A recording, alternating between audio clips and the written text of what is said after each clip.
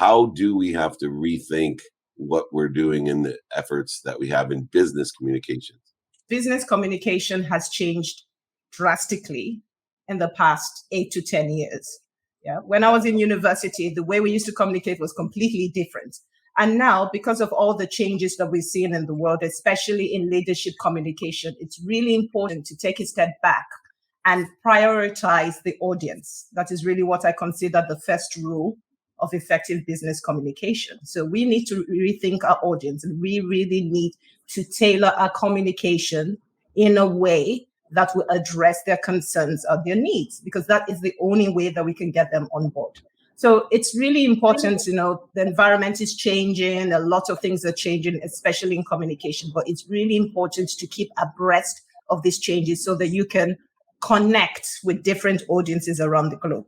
So I would say it would begin with being mindful of the need to rethink and the need to change, and then proceed by considering the audience which you would like to connect with, either inspiring for action, or like to change opinions, or you like to create massive movements. So it all begins with being flexible and being open to the change. So what are you finding, Lucille, when you're talking about we need to find ways to communicate differently with a different constituency? What kind of meaning distinctions are you noticing that weren't present, say, like 5-10 years ago? Right.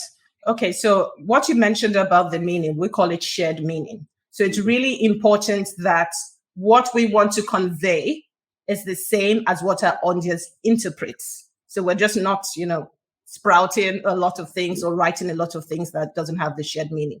And what has changed, I think, now is with the advance of the internet and different apps and so on and so forth, the divide has basically reduced.